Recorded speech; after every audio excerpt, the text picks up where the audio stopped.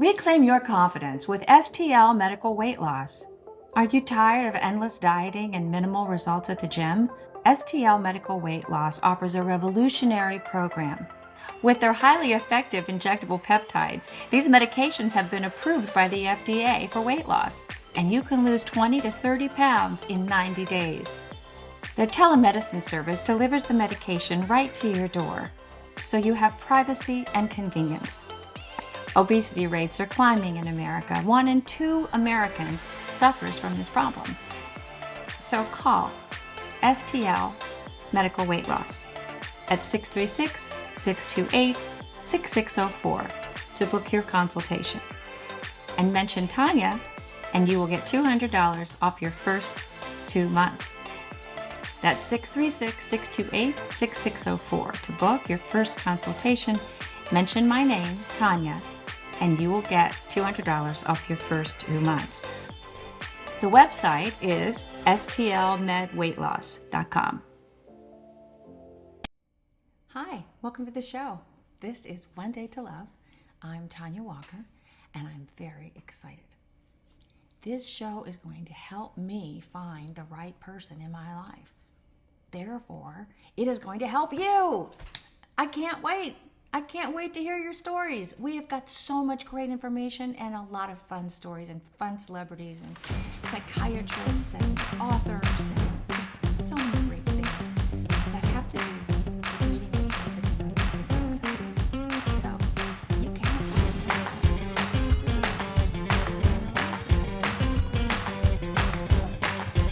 Stay tuned. I can't wait for you to meet Sean Kanan.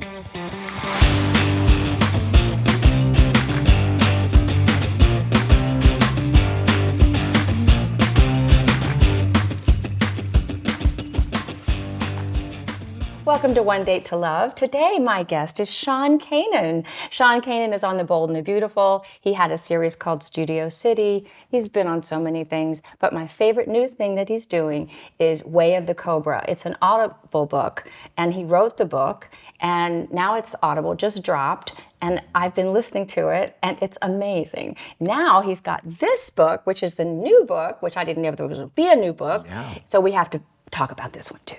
It's so great welcome, to be here with you. Sean. Thank you so much, Tonja. I'm so happy you're here. You too. I just have been listening and listening and listening to this book, okay? I'm listening to it before I go to sleep. Okay.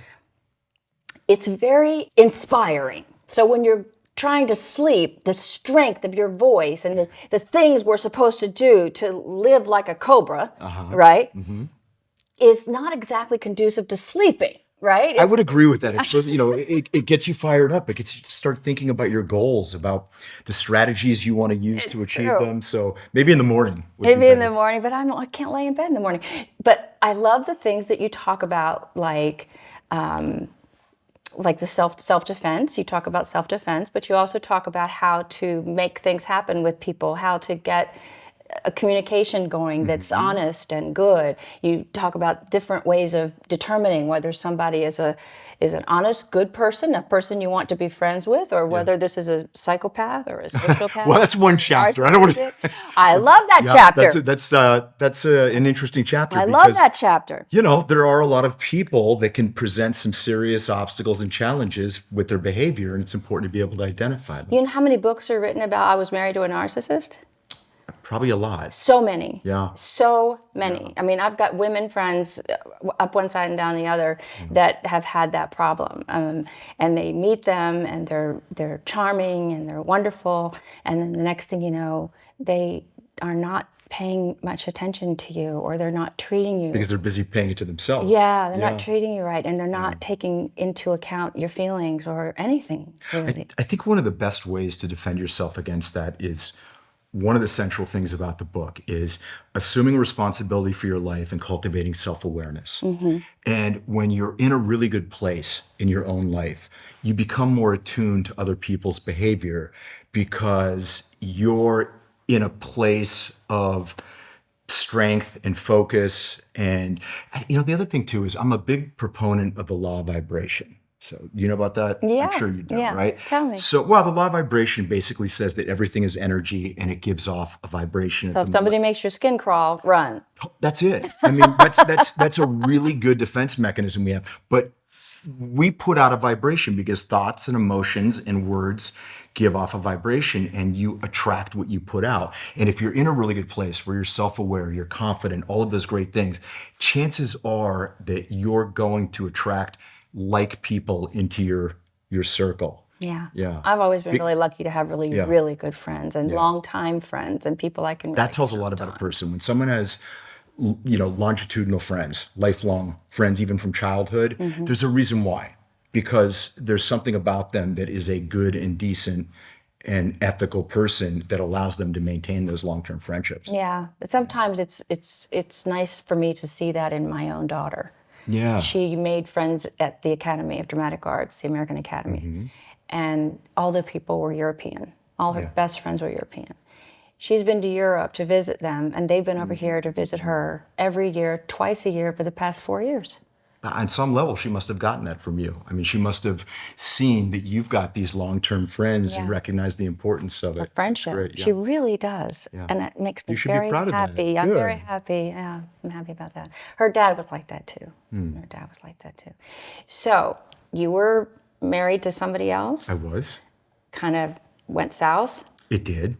Then you met this beautiful woman, Michelle. Years later, yes. And you guys are writing a book together now. We are. The third installment of the Way of the Cobra franchise trilogy is going to be called Cobra Couples.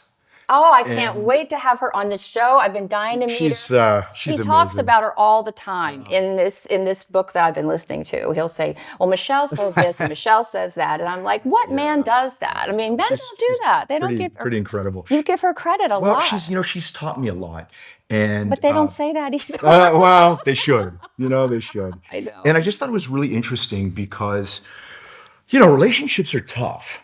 Marriage is tough. And it's made even more difficult when you're married in Hollywood and in the entertainment industry. And we have been able to maintain a really great relationship for well over a decade. And we're not experts, but we've learned a couple things. And those are things that, whether you're in a relationship that's married, gay, straight, whatever, there are certain common denominators that you need in a successful relationship. And the more I started thinking about this, I was like, well, if I wrote this myself, that's only one side. I need a woman's point of view to give her side of it, to really give a full perspective of it. And For Cobra Couples. Yeah. And so we've been working on that, and we're committed to having that out this year. This year? Yeah. Oh, good. Yeah. I'll have you both back. I would love that. I would love that too. I'll be quiet. You can just talk to her. Oh, well, you're amazing. I mean, she knows how lucky she is. I'm sure, and you do too.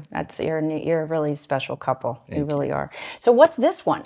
So Welcome to the Kumite is the sequel to Way of the Cobra. So what is the Kumite? Well, Kumite That's this one. refers to an epic battle against your greatest opponent. Who's your greatest opponent? Yourself. Of course, it's yourself. Yeah, right? I knew. So I got it right. I got it right. How do you win? How do you Yes. defeat the opponent? Well, you do it by emerging every day as a wiser, kinder, smarter, stronger version of who you were the day before. Wow, there's some great stuff in here. I haven't looked at this one. And so one of the big overriding themes of this book is that if you want results, ignore them. Okay? What you need to do is build a bulletproof process. So I'll give you an example. So I'm going to guess that when you and I drive a car, we do probably 99.9% the exact same thing. You unlock the car, you sit down, you put your seatbelt in, you put the address in the nav if you need it, you check your mirrors, throw it in reverse, check again, throw it in drive, obey the street signs, and you expect to get to your destination, right? You don't drive like this going, oh my God, I hope I make it. You stay out of the results because you've built a bulletproof process for driving. With everything we do in life, there's a process. Like, for instance, learning lines. People always say to me, how can you learn all those lines on Bold and the Beautiful? I can do it because I have a process. I don't worry the night before that I don't know them all, because part of my process doesn't finalize till I get to the studio that day, run them with the other actors, and then it crystallizes, right? So with everything, with relationships, with losing weight, with anything, if you create a bulletproof process, you apply it effectively and consistently, using diagnostics to see what's working, what's not working. You don't have to worry about But the how do you results. stay on task? I mean, everybody can lose weight well, for 2 days. Are we talking about losing weight or time management? Losing weight and all of it. I'm bad at all of it. I really am. I'll tell you I what. can do it, but I usually have to spend a lot of money and go somewhere. Okay. And I usually pay people to starve me. That's what I usually do. Starving is absolutely not the I've way paid to do it. so many people to not feed me. You would not believe. 3,000 here. First of all, you got to look at your association with food. What is your relationship with food? Is it something? Depends. Is it ice cream? Well, is it? That's a love It could affair. be, but is it comfort? Yeah. Is it social? I mean, for me, I used to always make business meetings at lunch or dinner, and it doesn't matter how healthy you eat at a restaurant. Their job is not to keep you skinny; it's to keep you coming back. And so, they're insidious with the way they put calories and things. So I don't, with rare exception, I don't have business meetings centered around food. So that's changed for you. That's changed for me. What else can I tell you? One of the first things I tell people, I say, do you like history? Because I love history. I do too. So when Julius Caesar invaded England and his men were really, really nervous and scared, they got onto the beach and he said, okay, burn the boats. And they said, but Caesar, how are we going to get back? He said, you're either going to win here or you're going to die here. And if we win, the enemy will build our boats. So I talk about burning your boats in the kitchen, in your pantry, in your cupboard. You're going to go through and get rid of everything that says fat-free, because it's crap. You're going to get rid of everything that you know is bad and naughty. You're out of the Keebler business. You got no business eating anything with an elf on it. Sugar, flour. I mean, I don't not eat flour sometimes, but it's really rare. Stuff with seed oils. Anything with Kernel, soybean oil, vegetable oil, and anything with high fructose corn syrup. Kernel oil. That stuff. Yeah. So I get people to take responsibility and stock of the way they're eating, and then get rid of that stuff. I say you're never going back to those boats again because they're gone. Yeah. You're gonna learn how to do. I did learn that at the Pritikin Center. I mean, Yeah. they don't even let you eat meat. There's one more thing too. You don't need to be perfect. Okay? Here's the thing. If you're perfect for 5 days in a row, and then on the weekend you're having French fries and beer and burgers, you screw up all of your work. I need you to be good consistently. You don't have to be perfect, just consistently good. So no beer, fried fries. And If you want to have a beer, you can have a beer every week. I don't drink, so that was easy. But I mean, you know what But I mean? the French fries and the burgers, I like the. Okay, but if you're gonna have French fries, then have sweet potato fries in the air fryer. That's what I do. And don't have like the McDonald's jumbo thing. Have a cup of them. Well, it's working for you. Well, That's all I thank can you. say. I It's working appreciate for you. I'm so tired of going to the store and having a double zero.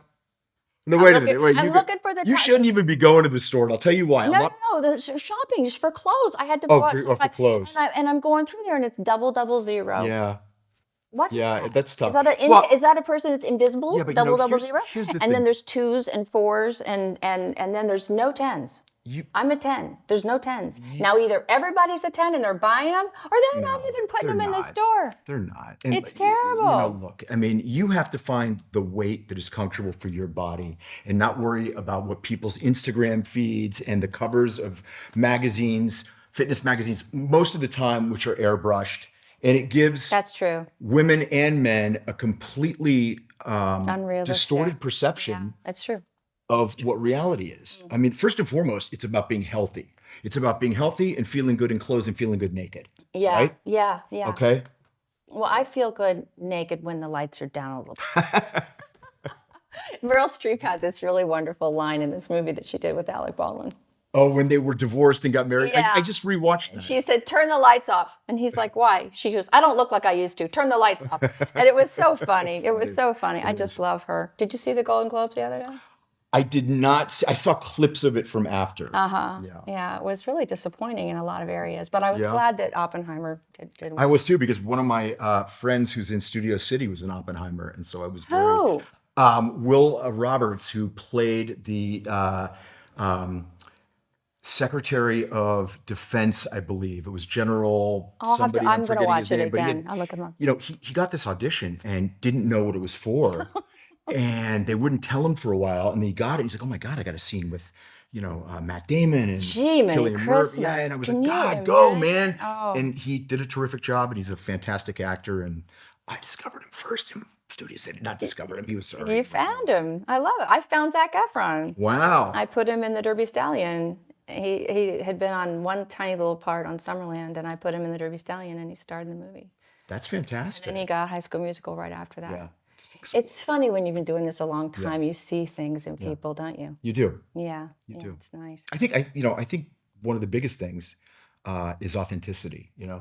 Whether it's as a normal person or you see it in someone's acting. I mean, authenticity, you can't fake it. No. Yeah. No.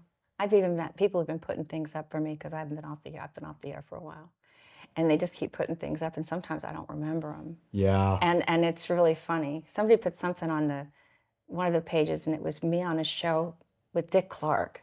Oh, wow. And I come out as Alex. I don't remember doing it. And, I remember life. Yeah. I remember Yeah. my life. Yeah. It's really funny. It's on it's funny that it's too. on the Fans of Olivia page. So tell me about how long it takes you and how you find the time to write books. So Way the Cobra took a while. Once and I say we because Michelle was, Here she goes again. well, she was pretty amazing. She Right. was absolutely critical, fundamental, integral to, she designed the covers of the books. She structured the interior look of the book. So once she had figured out how to do that, and I wrote this one, she already had the blueprint for how to set it up. That's a lot of what really took a long time. For instance, this Cobra here, we had to create this because, of course, you can't use a Cobra that's somebody else's. Yeah. So Michelle had to teach herself how to do this program. I forget what it was. So she created all of this. That's wonderful. But once we figured it out, this one went a lot quicker. Also because I had a lot of material that I had already written that I didn't put into the other one. So, yeah. What about your children? Tell me about your children. So I have a daughter, Simone. Simone's 21. Michelle has 4 kids. So when I got together with Michelle, she's like, I've got 4 kids. And I was like, I'm not scared. She's I going, was he's ready. out of here. I was ready. He's ready to vote. When I met Michelle, she had just separated from her then husband. And she comes into this room and she is angry and she's fired up. And it was like all 4 seasons in one day. And I looked and I go, I'm going to marry her. And I did. How did you meet her when she was in this situation? Was she on your show? Nope. No, she's not an actress. I was on a date with a friend of hers. The girl that I was with for this date said, listen, my girlfriend just separated from her husband. She's not in a good way. We're going to go pick her up. And I was like, oh, this is getting more interesting. Okay. Anyway, so we picked Michelle up and it just became really evident almost immediately that I was with the wrong girl. And Michelle and I wound up having lunch together. And lunch has been about 12 and a half years. Oh my gosh. So it was something about her fire. Something about her fire, her intelligence, her humor. But with the 4 kids and mine. When did you find out about that? I found out pretty quick. You did. And you still stayed. Yeah, I did. But there was a point in time when Michelle and I were living with 5 kids. Yeah. And I've never been in the military, so I'm not a combat veteran. But I think right after that, having 4 teenage girls under one roof, you deserve some kind of medal. You should. Yeah, you should have one. You should have one. Well, my husband had 3 kids when we married, and then we had 2 babies. Oh. And so the difference in the ages was significant, But I had 5 kids. I had 5 kids at the same time. It's amazing, though. It was a lot. It teaches you a lot about yourself. Yeah. I went through a lot of transformation during the time when they first met me to now, and they have all made me a better man for sure. What about her dad? What about because we had some issues with the mixed family with the No, ex-wife their father is a good guy. He's a doctor. He is extremely involved in their lives and good. cares about them. So, it's all good. So y'all get along. Yeah. I'm not going to say it wasn't a little bumpy in the beginning. It is. Because it is. It is. people don't separate if things are good. I know. So I know. yeah, it was a little contentious and bumpy years ago, but all good now. So how was it dating somebody that was separated? Because I go on these apps, and if somebody's separated, I don't go out with them because they're separated. I'm afraid they're going to get back together with the person, or that they're not really, that they're not ready to meet somebody. She was. It was weird, and I could see why somebody would say, "Well, weren't you worried that you were a rebound or Right. something?" I absolutely justified in that. I knew for myself, I had reached a place where I had been divorced a while, had dated, knew what I wanted, knew what I didn't want. And I also came to the realization that if I had another serious relationship, I was not going to just live with somebody, because I believe that when you do that, sometimes there's a crescendo. And if you don't hit the right point, you start going down. Yep. And so when Michelle and I met, I probably freaked her out. I was like, listen, I said, I'll live with you. We'll live together for a while, but only with the understanding that we're going to get married soon. And that's when she again reminded me, I have 4 kids. But we had this phenomenal wedding in Italy. The kids were all there. Wow. Yeah. The mayor of Send me some the pictures, town. I and will. I'm making a what do you call it, a website for Yeah, I this thing. will. So I'll put them up The there. mayor of the town married us. We actually got married in Los Angeles a month before, because it's difficult to get married in Italy. You have to take out an ad in I'm sure. whatever. Anyway, so we take out an ad in the well, paper. you have to basically. It's kind of like saying, does anyone object? To the whole. a little bit. Oh my So anyway, God. we got married. We got married in criminal court in downtown LA, because a friend of ours was it. That's funny. So the judge says, normally when I give somebody a life sentence, they're not too happy, but I think with you two, it's going to be okay. Oh, what a clever So, judge. yeah. So we were already married when we went to Italy, but we had the actual wedding. It was awesome. fantastic. How long have you been on Bold and the Beautiful now? Well, I've been off and on since 2000 is when I started. Nice. So this is my 24th year. Darn. Yeah. Did you do YNR? YNR, my characters crossed over to I thought YNR. so, yeah. I was on General Hospital for years, and I was on Sunset Beach Yeah, I knew that. I knew for the that. last 6 months. I knew that. I keep missing you. Every time I was on General Hospital, you weren't there. Oh. But that was a great show. I really think that the shows now, except for the ones that Bill Bell started, they've really they've just gone a different way. That's a shame, because you have to rush through stuff so fast, Yeah.